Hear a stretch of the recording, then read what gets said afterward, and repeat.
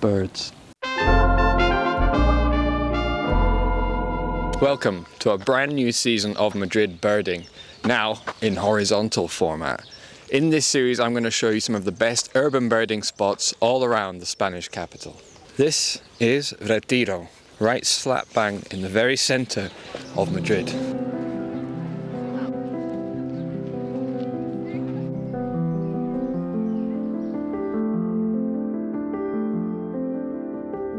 It's the most visited public park in all of Spain with around 50,000 visitors a day, and in springtime you can see why, you really can't blame them.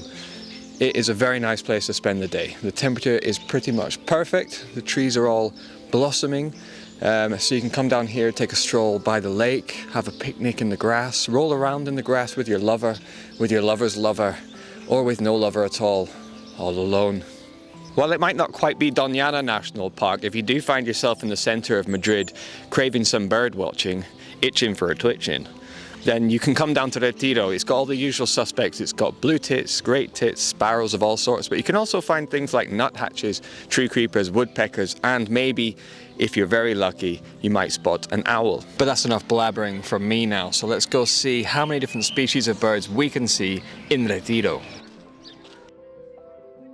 Centuries ago, Retiro was a royal park, its name meaning retreat in Spanish, as in social situations, I retreat into myself. But today the park is a major tourist attraction in Madrid, spread out between the upmarket Barrio Salamanca, the Paseo del Prado, where you'll find the 3 major art galleries, and Atocha, where you'll find not much more than a train station. It's easily walkable from the city centre and is also served by loads of buses and metro lines 2, 9 and 1, depending on your trajectory of choice. Mallards and magpies, criminally underrated and low-key stunning birds.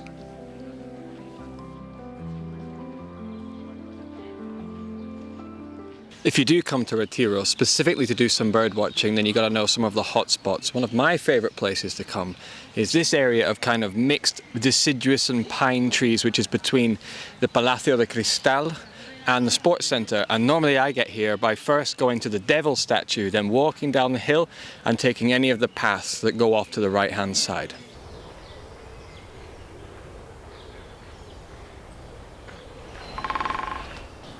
Always great to spot a great spotted woodpecker, and you're quite likely to bump into one here if you just keep your ears peeled for that signature tapping on the bark.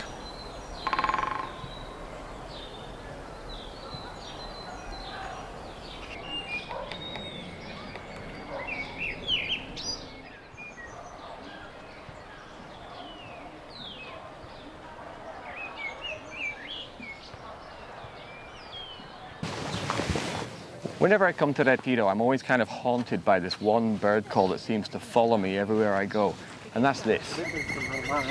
And that's the sound of an Iberian green woodpecker. It's a bird that used to be classed as a sort of subspecies of the European green woodpecker, but now is classed as a species all unto itself.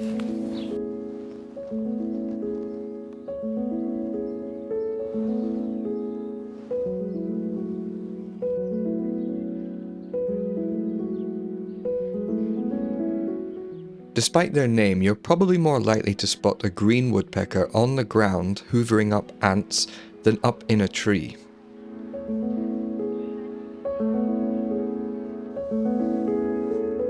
Another good birding spot can be found among the chestnut trees right in the middle of the park, but on sunny days you may stand out as a binocular-wielding weirdo in a sea of picnic goers.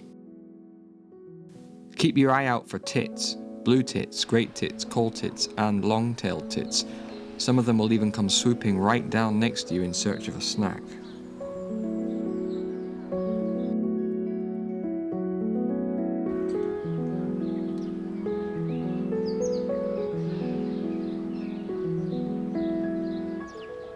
If it's waterfowl that floats your boat, then come on down to this mini artificial lake thing that they have by the Palacio de Cristal, the Crystal Palace, and you're almost guaranteed to see at least a moorhen.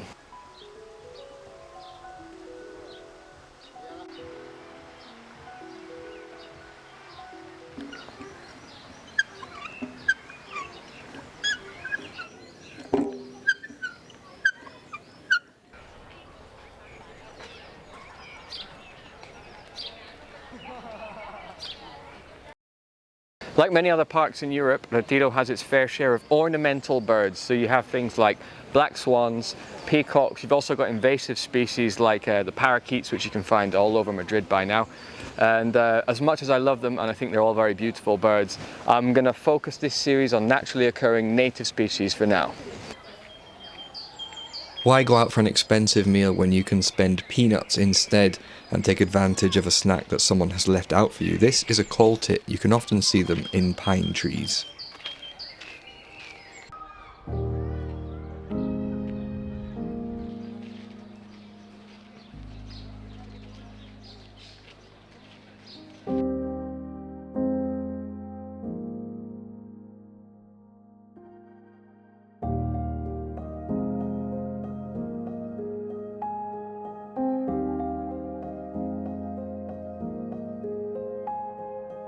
This might look like a Bible due to its colour, but it's not. It's actually a bird book, so it's kind of like a Bible for me, but it's from the 1950s.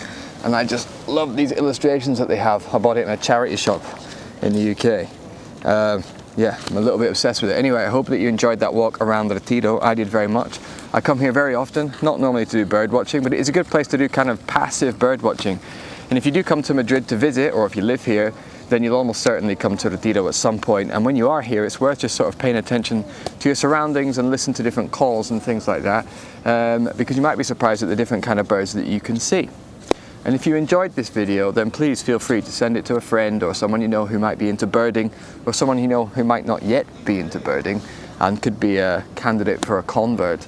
I really enjoy making them and I'd love to carry on doing so. I've got some content coming up about different birding spots in Madrid, including from Casa de Campo, the river and the historic centre. So do stay tuned if you'd like to find out more.